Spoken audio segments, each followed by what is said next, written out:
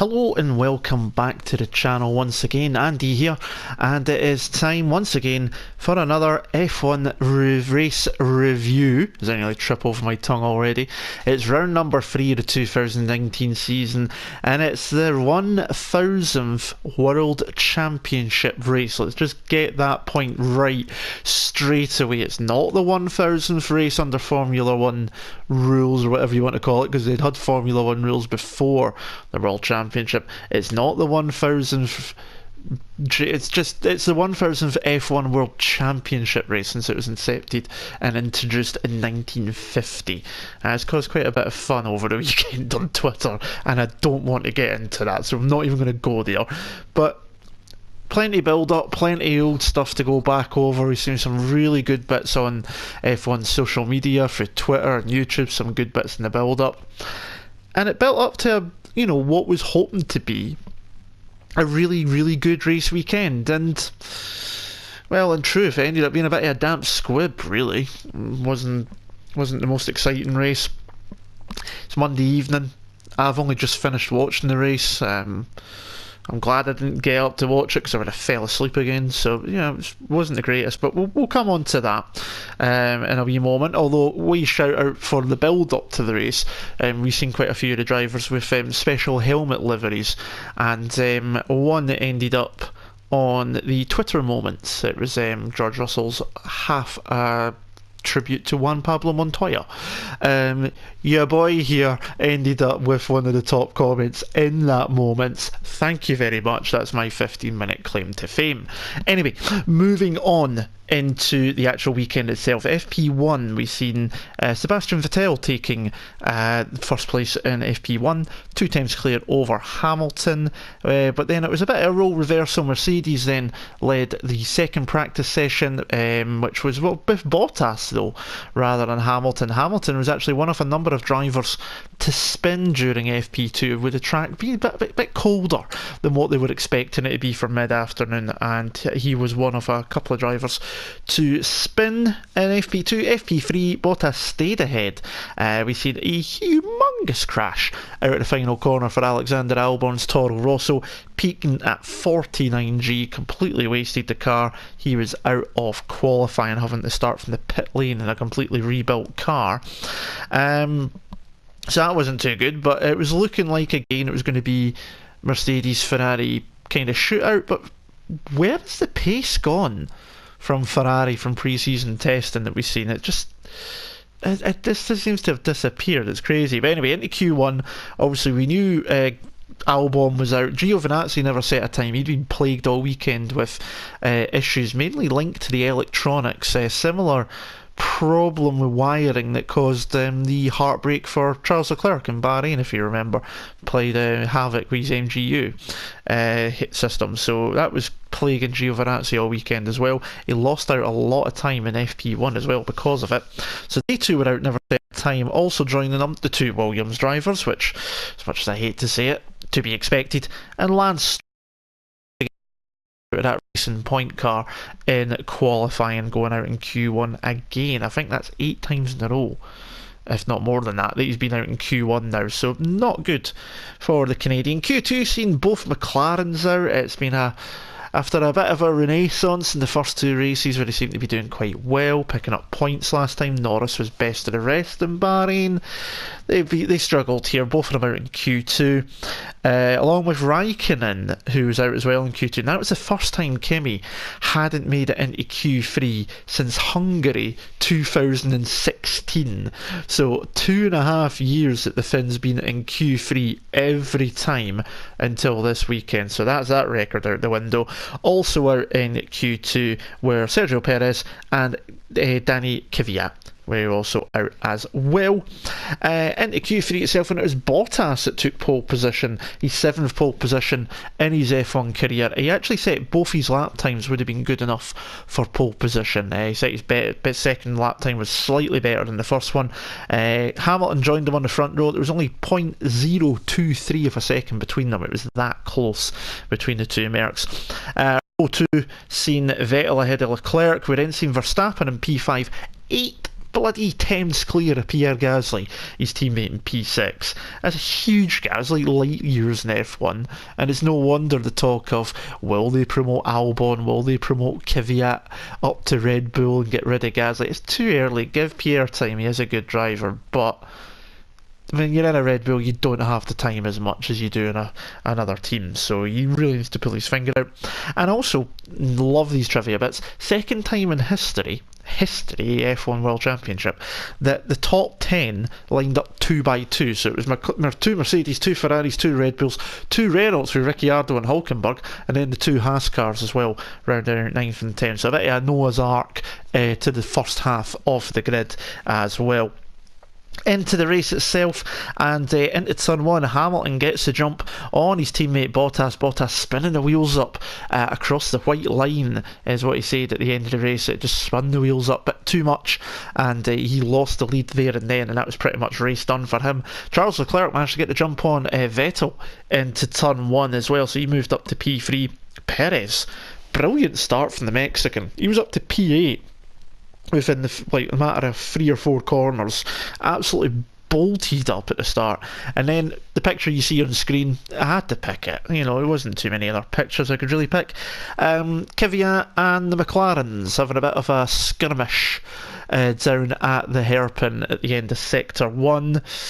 Kvyat, he just basically got a bit of a tank slapper hitting Sainz. That meant he got then slid into Norris, which then caused the incident that you see where Norris's car is halfway in the air. Norris obviously decided to absolutely meme lord it as well. If you've not seen it on Twitter, the boy's absolute banter. Sainz lost his front wing because of it, and there was floor damage to Norris's car. The virtual safety car did come out briefly to clear up the debris down there, because there was a lot of carbon fibre down there, but it was not enough for McLaren to get both their drivers in and out again before the virtual safety car ended, so that pretty much ruined their race straight away. Kvyat didn't seem to have much damage, seemed to get away with it, which was quite lucky. Very strong suspension. The race restarted, we didn't really see too much.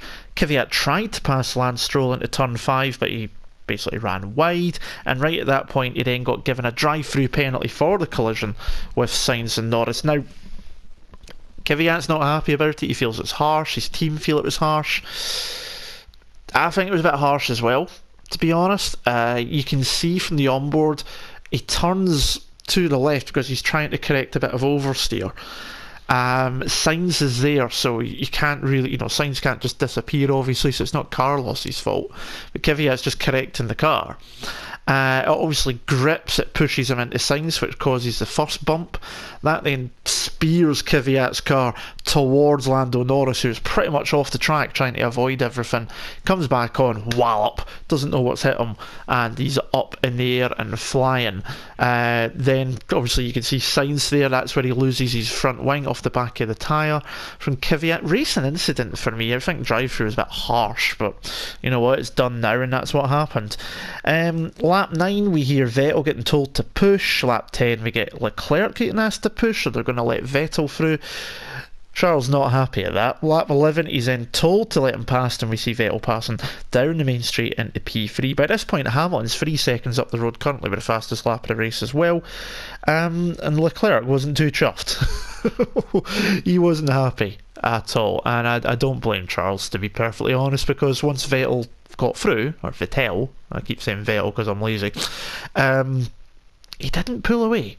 I can see Leclerc's annoyance, to be perfectly honest. We've seen the Haas's pit earlier, remember at lap 10 and 11, Grosjean and Magnussen came in. It worked for Grosjean. He actually managed to jump Nico Hulkenberg when he came in on lap 12, so that actually worked out for the Haas drivers. Lap 15 we're hearing more radio. Again it's Leclerc not happy. He's getting told to get the hurry up again. He's like, what do you want from me, basically? It's just mixed radio messages from Ferrari all day, just completely poor. I don't get the point of team orders at this point in the season, especially when the drivers are this close. If Vettel had much a pace advantage, obviously you're going to say let him through. But Charles Leclerc was driving at the same pace as Sebastian, if not slightly quicker. They were within hundredths of a second of each other. and they prioritise Sebastian over Charles. It's basically a case of, there's your position, stay there. It ruined his race, because all it done was bring Verstappen into the mix. And then when the pit stop phase came around, which we're going to get to, it completely buggered Leclerc's race, but we'll come to that anyway. Lap 17, the Hulkenberg retired. Gremlins again, the MG UK one more time. Same issue they had in Bahrain, and the same issue that Carlos Sainz had in Australia. So it's 3 races running, 3 MG UK issues for Renault. That's not good. Lap 18, Verstappen was the first of the top runners to pit from P5, put the hard tyres on. He rejoined in P8 just ahead of Raikkonen, just no more though. The following lap, Vettel pitted from P3, hard tyres, he rejoined ahead of Verstappen in P5. Ricciardo also pitted from P6, he dropped down to P11. Lap 20, Verstappen actually dived up the inside to the hairpin on Vettel. It was 2018 all over again. The only difference is the two of them didn't hit this time. Verstappen nearly got it slowed down, but just as he tries turning into the apex a bit more, it locks up, runs wide. Vettel gets back under the undercut up the inside, squeezes him to the side of the track, and he keeps the position, and that was Max's only real chance of getting through. But that pit stop phase really worked for Verstappen. He even set the fastest lap of the race at that point while trying to do that overtake, which was impressive stuff on its own. Lap 21, we've seen Perez pit from P6, rejoining in P9 just ahead of Daniel Kvyat. End of lap 21, Bottas pitted from P2, hard tyres on for him, rejoining P3. They gave Bottas a bit of priority because he was more at risk from Vettel in P3 from a sort of undercut process, because Hamilton did ask about that on the radio later on. Hamilton pitted the next lap from the lead. He rejoined still in P1. He was never headed. Leclerc pitted in the same lap as Hamilton. That was from what was P2 at the time because of Bottas' stop, but he rejoined in P5 behind Verstappen, and a good bit behind Max Verstappen as well, just to show you how much staying out the extra 4 laps and letting Sebastian through screwed up his race. Just don't want to talk about it. He rejoined P5 behind Verstappen. He was still ahead of Gasly and Raikkonen. Gasly was passing Raikkonen on his new tyres as well. I missed Gasly's pit stop. That's quite a race he had. Bottas was a lot closer to Hamilton after the pit stops. That undercut from being the lap before helping, but Hamilton still had enough in his pocket to stay ahead. We've seen Raikkonen pit in lap 26 from P6. He rejoined down in P11 just as Magnussen swooped by around into turn 1, but the Finn got him into the hairpin with a lovely little switchback move. Magnussen took the inside line. Raikkonen braked earlier, cut up the apex and just grip your tyres, and away he was ahead of Magnussen and up into P10 again. Lap 32, Kvyat pits. He needed a new front wing. Unsure what happened, unfortunately. Lap 35, Magnussen and Verstappen both pit, starting the second round of pit stops. Verstappen from P4. He went on a set of medium tyres back out in P5, only losing a place to Charles Leclerc. Lap 36, we see Vettel stop to cover off Verstappen, medium tyres rejoining P4. You're still 8 seconds ahead of Verstappen at this point, so it was pretty much game over in that sense. And then on lap 37, I know you didn't expect to see this, but with the risk obviously the undercut and if any safety car came out, Mercedes pitted both Hamilton and Bottas on the same lap. There's about 6 or 7 seconds between them, and they double stacked them up, and Bottas lost maybe a little bit of time obviously with the rear jackman having to get out of the way, etc. But wonderful choreographed from the Mercedes team. One mistake on Hamilton's and Bottas's second place is up for grabs. That's how tight it was. Perfect synchronicity, beautiful to watch. I've watched it many a time, and it's still a joy to watch. And you know, those tyres aren't light. You know, you're talking 14 to 18 kilograms of tyre, so you know it's not easy things to lug about. So brilliant stuff from the Mercedes boys. Hamilton rejoined still in the lead of the race. Bottas was P3 behind Leclerc, but Leclerc was still to pit. Bottas attempted to pass Leclerc on lap 38, but Charles put up as big a fight as he could do. It took a full lap to get down the back straight again before Bottas could make the move done. Then lap 39 the following time by. Lap 43, Vettel passes Leclerc for P3. The Monegasque driver pits as well, rejoins in P5. Small delay as Leclerc left pit lane. Looks like he pulled the clutch in again. Maybe just seen the green light and thought he'd seen red or something and stuff. A small delay, nothing major. Didn't lose out on anything. Kvyat pitted in lap 44 and retired. And the end of the race was, well, it was pish boring if you want my honest opinion. Gasly pitted on lap 54 of 55, put a set of soft tyres on, didn't lose P6, had plenty of time in hand to Ricciardo. That was his third stop of the race as well. Went for the fastest lap, sneaked it by 1/10 of a second. That was it. So we'll run through the drivers, because there was a few races that I've not picked up on that went under the radar on the actual coverage. And by the way, whoever the director was putting it back to the camera down the main straight constantly when there was absolutely bugger all happening, he must have been drunk on some Chinese vodka, I don't know, some remake stuff. Anyway, Hamilton and Bottas 1-2, the third 1-2 of the season for Mercedes. It's the first time a team's done 3 1-2s to start the season since Williams back in 1992. Yes, Williams used to be a front-running team once upon a time, and 1992 they were dominant as hell. Hamilton's 6th Chinese Grand Prix victory, 75th win in total. He is closing in on that 91 target of Michael Schumacher. He's going to have it within the next 2 seasons, surely, you'd imagine. All done at the start, getting the better start. Had the race pace to easily stay ahead, it looked like. Not really troubled, led every lap of the race since he got into the lead, never headed. And another victory in China, and another victory for Hamilton, who takes over the lead of the World Championship as well, into the bargain. Bottas lost out at the start, bogged down, wheel spin. Looked like it happened, a big white line across the start line, and that's where he says it happened, but his pace afterwards, Hamilton always had at least a couple of attempts in hand to Valtteri all through the race. So you just feel that even if Bottas held the lead, Hamilton could possibly have got by at some point and still got away. Vettel got P3, jumped at the start by Leclerc. He was allowed back through by team orders, which was absolute BS. But again, missing the race pace compared to Mercedes. And as I said at the start, what has happened to Ferrari's testing pace? It's sort of evaporated into thin air.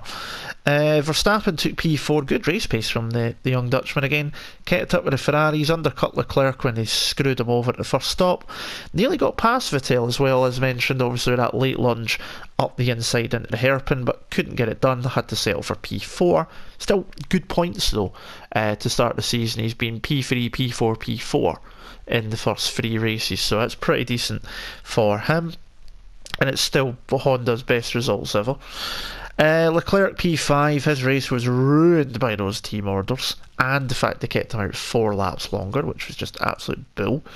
He made a great start, passing Vettel into Team 1, not happy, which is good to see, because what driver should be happy at that?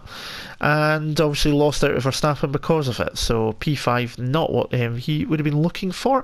We're hoping for better luck next time in Baku, another track that he's actually pretty decent at, a bit like Bahrain, so fingers crossed for Charles, he maybe finally get that first victory next time out. Pierre Gasly, P6, quiet race, 8 tenths off, a bloody light year off his teammate in qualifying. Made the extra stop, made 3 stops to get the fastest lap at the end, but he only managed it by a tenth of a second. Red Bull still struggling in sector 3 down that 1.2 kilometre back straight, so still losing out on top end speed, even though there has been improvements from years gone by. 7th place in his first points for Renault, Daniel Ricciardo. Never seen Daniel all race at all.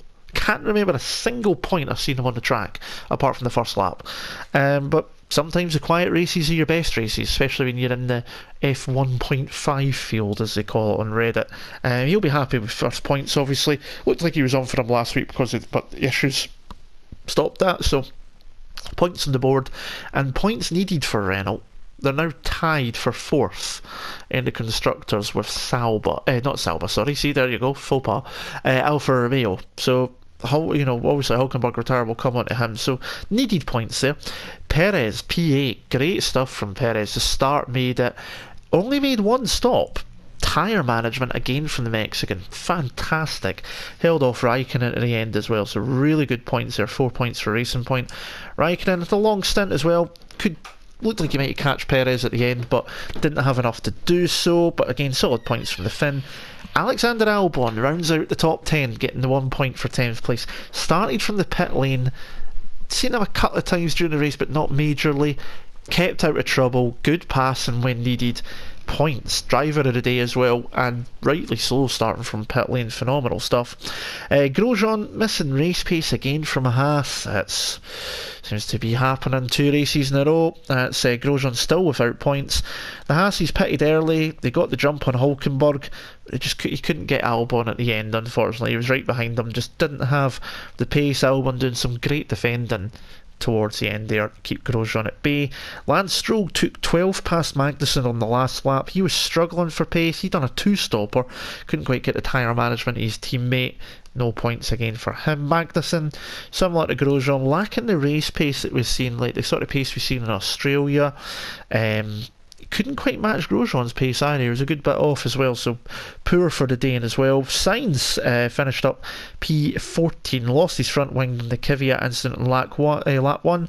Lack of a full safety car, or even the lack of time that the virtual safety car was out, really didn't help them at all. McLaren's really eating the tyres up this weekend as well. They were in the pits multiple times. P15, no points again. P14, sorry, for Sainz, no points for him again. P15, Antonio Giovinazzi, as I mentioned earlier, more issues, electronic issues and everything all weekend. He's never had a clean weekend yet. He's always had an issue of some description each weekend so far, so not the greatest things for the Italian. Had an issue with the front left in his pit stop, but P15 didn't really make much of a difference. P16, George Russell, same as usual for Williams, fighting with themselves, but Russell again making it 3 out of 3 ahead of his teammate Kubica. Russell made 2 stops compared to Kubica's 1, and he still managed to finish ahead off the pole, but he was over a minute behind Giovinazzi, so a minute behind the next car. Just shows you exactly how far off Williams are, and it's sad. Kubica, 1 stop, issue with a wheel nut, made it a slow stop though, which didn't help. 3 defeats out of 3, as I say, to his teammate Russell. Not good for him, but the car is basically crap. Lando Norris retired towards the end of the race. He obviously ended up with floor damage, getting punted into the air by Danny Kvyat at the start. He was also eating the tyres up. The DNF before the end of the race so that they could have a fresh gearbox for Baku, because if you retire from the race you can replace the gearbox without it having to last. I think it's 4 races it has to last, if I remember rightly, but retiring means you can get a free replacement, so they decided to do that rather than transit. Hulkenberg was out the race as well. Bad start, he lost 2 places off the start, then got jumped by Grosjean in the pit stop phase, and then a couple of laps later he retired. As mentioned, MG UK again for Renault. They really need to get on top of that ASAP or it's going to kill them. And Daniel Kvyat out of the race as well halfway through. Collision with the McLarens. Got a drive through for it. As I mentioned earlier on, I feel it was unfair. Kvyat was correcting an oversteer. Sainz had nowhere to go, so it wasn't his fault either. That pushed Kvyat into Norris. Norris went flying. Racing incident, but Kvyat got the drive through. Retired the car as well. It was just to save the car, there was no other reason. But a bit I did miss as well that I put at the end, Kvyat had to replace his engine in FP1, so that's him and Hulkenberg already onto their second unit, power unit, and you're only allowed 3 per season, so that's going to come back probably later on in the season and bite as well. But they decided to drop the car out early and just save it. They didn't feel they were going to get into the points with it, so there was no point pushing it. And that wraps up what was, as I say, a very lacklustre and damp squid of a Chinese Grand Prix to celebrate the 1000th World Championship F1 race. Poor race for me, nothing exciting. Main exciting parts were Verstappen and Kubica spun on a formation lap, which I didn't mention. Verstappen looking like he was going to pass Vettel and then failing because he got squeezed. Leclerc getting screwed, and the double stack pit stop from Mercedes. When you can sum it up like that, you know it's been a dire race, that's for sure. Hopefully Baku in a couple of weeks' time brings us another absolute barnstormer like it has done in previous years, so hopefully that will be good. I will be back with a race review for that, more likely to be again on the Monday, because I am back commentating again on Sunday nights with Apex Online Racing, so I don't do double videos unfortunately. I am too busy doing that on a Sunday night, so it'll probably be Monday one more time. Hope you can join me for that. Do hit the subscribe button as well.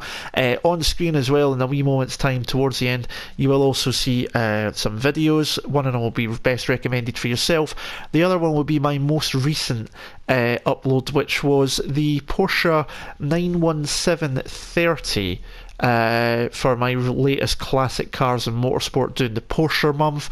There's the Can-Am car as well. Go check it out. That thing is a lady beast on a Assetto Corsa. See how I handled it round the Nordschleife. If you've not done so already, hit subscribe. Thank you for joining us for yet another race review. Hit the like button as well, comment below your thoughts on the race and anything else that you want to let me know about in regards to this video and the race. But until next time, my name is Andy, thanks very much for watching again, and until next time, I'll see you again soon. Ta-ra.